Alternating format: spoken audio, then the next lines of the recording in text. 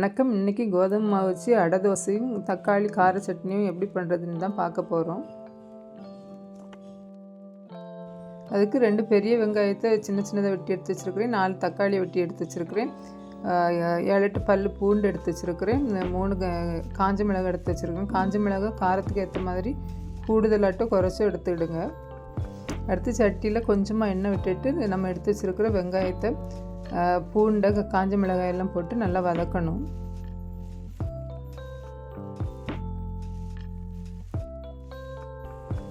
வெங்காயம் நல்லா வதங்கணும்னு இல்லை, ஓரளவுக்கு வதங்கினதும் நம்ம எடுத்து வச்சுருக்கிற தக்காளி இதில் போட்டு நல்லா வதக்கிடலாம்.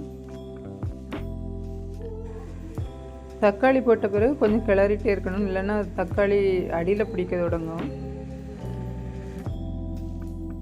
தக்காளி இது மாதிரி ஓரளவுக்கு வதங்கி வெந்ததும் அடுப்பு ஆஃப் பண்ணிடலாம்.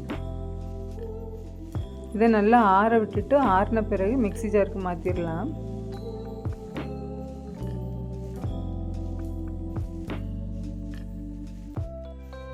வதக்கின தக்காளி வெங்காயம் எல்லாத்தையும் மிக்ஸி ஜாரில் போட்டுட்டு தேவையான அளவு உப்பு போட்டு கொஞ்சமாக தண்ணி சேர்த்து நல்லா அரைச்சி எடுத்துக்கிடணும்.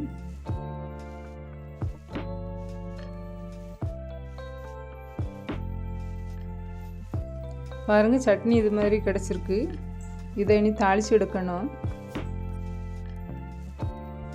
அதுக்கு சட்டியில் எண்ணெய் விட்டு கடுகு போட்டு பொரிஞ்சதும் காஞ்ச மிளகாய் பிச்சு போடணும்.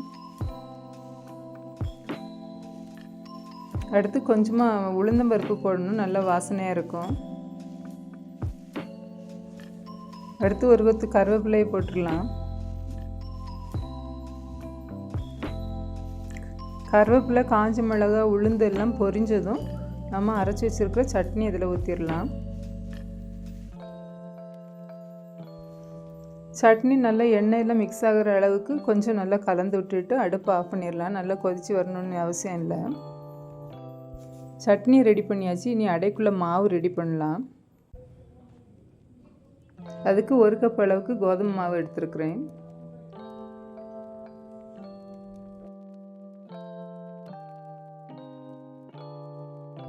கோதுமை மாவு தோசை எப்போவுமே கொஞ்சம் வழுவழுப்பாக இருக்கும்.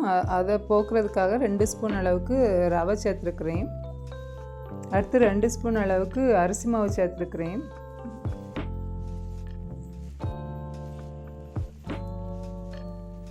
அடுத்து தேவையான அளவு உப்பு போட்டிருக்கிறேன்.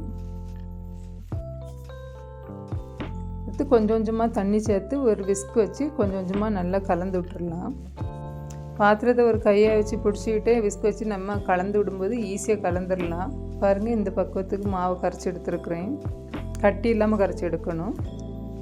இதை 10 நிமிஷம் அப்படியே மூடி போட்டு வச்சிடலாம், ஏன்னா ரவை ஊறி வரும். அடுத்து ஒரு துண்டு இஞ்சியும் 3 பல் பூண்டும் இடித்து எடுத்து வச்சுருக்கிறேன். அடுத்து சட்டியில் எண்ணெய் விட்டு கடுகு பொரிஞ்சதும் கொஞ்சம் பருப்பு போட்டிருக்கிறேன். நான் இன்றைக்கி துவரம்பருப்பு தான் போட்டிருக்கேன். கடலை பருப்பு இருந்தால் அதை சேர்த்துடுங்க. அடுத்து ஒரு கொத்து கருவேப்பிலையை சின்ன சின்னதாக வெட்டி போட்டிருக்கேன். கொஞ்சமாக ஜீரகம் போட்டிருக்கிறேன். எல்லாம் பொரிய விடணும் நல்லா.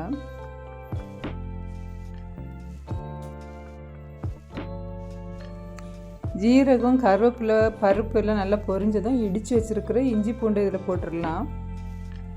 இஞ்சி பூண்டு கட்டி இல்லாமல் நல்லா இடித்து எடுத்துக்கிடணும். அதெல்லாம் கொஞ்சம் பச்சை வாசனை போனதும் சின்ன சின்னதாக வெட்டி வச்சுருக்கிற வெங்காயத்தை இதில் போட்டுடலாம். வெங்காயம் நல்லா வதங்கி வெந்து வரணும்னு இல்லை, ஓரளவுக்கு வெந்தால் போதும்.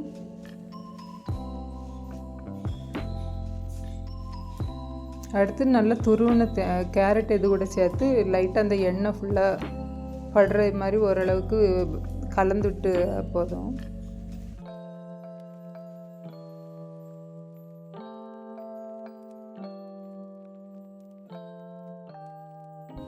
கேரட்டும் வெங்காயமும் நல்லா கலந்துவிட்ட பிறகு இதிலேயே தேவையான அளவுக்கு கொஞ்சமாக உப்பு போட்டுக்கிடலாம்.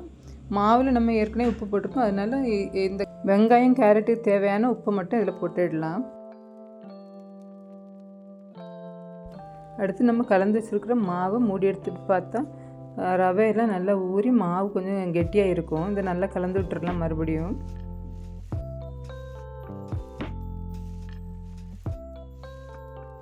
மாவு நல்லா கலந்து விட்ட பிறகு நம்ம எடுத்து வச்சுருக்கிற ஒரு கை அளவு கொத்தமல்லியை பொடி பொடியாக நல்லா வெட்டி இதை கூட போட்டுடலாம். அடுத்து வதக்கி வச்சுருக்கிற கேரட் வெங்காயத்தையும் இதில் போட்டுடலாம்.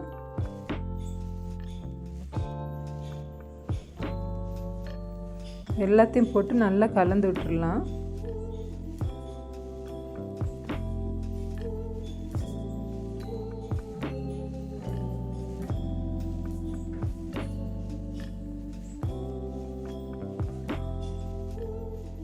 மாவும் காய்கறிகளும் நல்லா மிக்ஸ் ஆகிற அளவுக்கு கலந்து வச்சிடலாம். அடுத்து தோசைக்கல் அடுப்பில் வச்சு நல்லா சூடாக விட்டுறணும். கல் நல்லா சூடாக இருந்தால் தான் இந்த அடை நல்லா வரும்.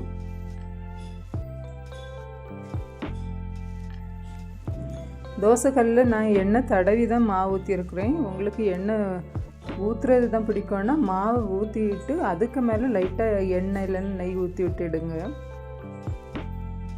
பாருங்கள், தோசை பரத்தி விடுறதுக்கும் நல்லா ஈஸியாகவே வருது. பொதுவாக கோதுமை தோசைன்னு அப்படியே மாவு உருண்டு வர்ற மாதிரி வந்துடும். இது நல்லாவே வந்தது. காய்கறி இல்லாமல் லைட்டாக வதக்கிட்டு போட்டதுனால அதுவும் அப்படி உருண்டெல்லாம் வரல. பாருங்கள், இந்த கலர் கொஞ்சம் சேஞ்ச் ஆகி வரும்போது கொஞ்சம் அடியிலலாம் நல்லா வெந்துட்டுன்னு அர்த்தம். இந்த ஸ்டேஜில் நம்ம இதை மாற்றி போட்டுடலாம். அழகாக ஒட்டாமல் இலை வந்துட்டு பாருங்கள். நான் எண்ணெய் தடவை தான் செய்தேன், அதுவே நல்லா வந்திருக்கு.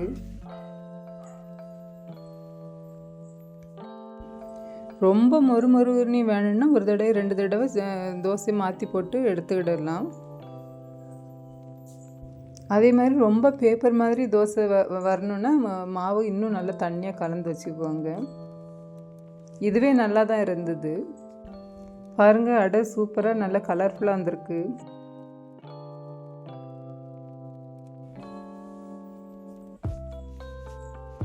ஒரு அடை கூட நான் விட்டு காட்டுறேன். சும்மா ஃபஸ்ட்டு சைடெல்லாம் மாவு விட்டுட்டு நடுவில் ரெண்டாவது ஊற்றிட்டு அதை அப்படியே பரத்தி விட்டோன்னா ஈஸியாக வரும். மாவு ஆனால் உருண்டெல்லாம் வரல, நல்லாவே வந்தது தோசை. இந்த அடை தோசை ரொம்பவே டேஸ்டியாகவும் ஹெல்த்தியானதாகவும் இருக்கும்.